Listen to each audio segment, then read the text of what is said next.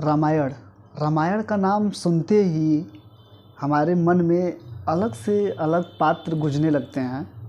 देखते ही देखते लगता है कि रामायण में सब कुछ सृष्टि का हर व्यक्ति समाहित है।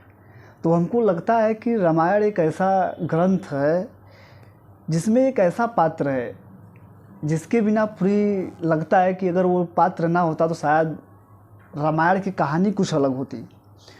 तो हमारे द्वारा एक छोटी सी लिखी हुई एक कविता है, उसके माध्यम से हम उस पात्र के बारे में जानेंगे जिसका नाम है मेघनाथ। तो हम क्या करते हैं, कविता थोड़ा स्टार्ट करते हैं। था रामायण में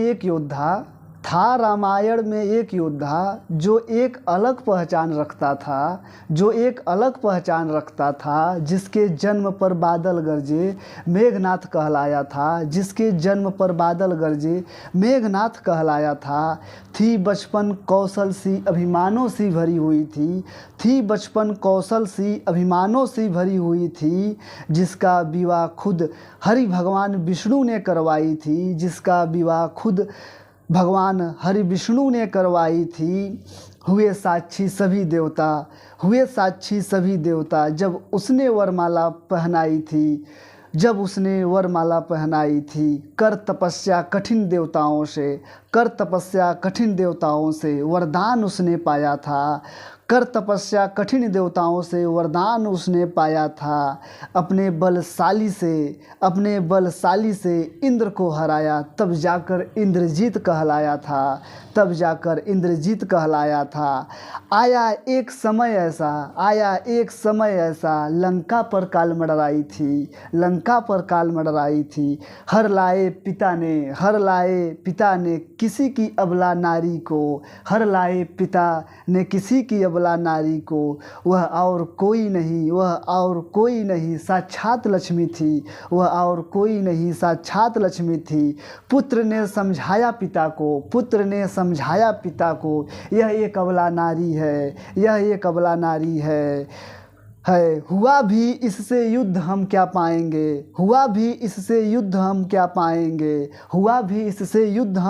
पाएंगे। यहाँ पर देखिए, मेघनाथ अपने पिताजी को समझा रहा है कि पिताजी क्या कर रहे हैं आप, एक महिला से युद्ध कर क्या पाएंगे, ये अबला नारी है, इसको हम हर लाए हैं, क्या करेंगे इसको, आप ले जाकर इसको वापस कर दीजिए जहाँ से उठा लाए हैं। लेकिन क्या हुआ, रावण बात को नहीं समझा।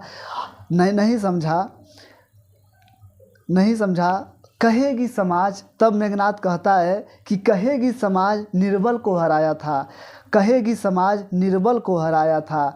पिता ने न समझी बात अपनी अहंकारी में।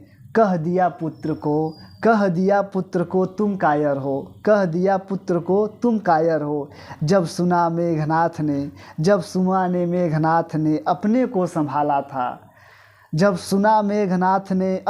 संभाला था। था वह एक सूरवीर जो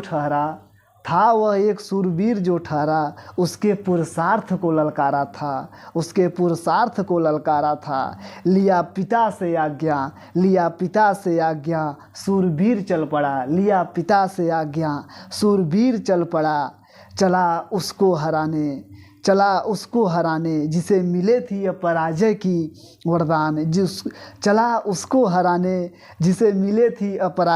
वरदान। जब मेघनाथ ने ये सब बातें सुनी तो उसके पुरुषार्थ को ललकार दिया था रावण ने। तो क्या किया कि भगवानों से वरदान, जो अपराजय का वरदान पाए थे हनुमान जी, उनको चल दिया हराने के लिए। तो उसके आगे क्या होता है, हम लोग कहते हैं कि चला उसको हराने जिसे मिली थी अपराजय की वरदान। बनाया उसको भी बंधक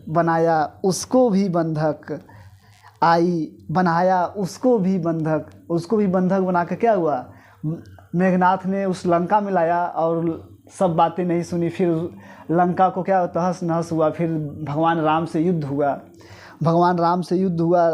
तब जब सब खत्म हो गए, तब फिर उसके आगे क्या हुआ, आई वो अंतिम घड़ी जब सज धज के सूरवीर चला।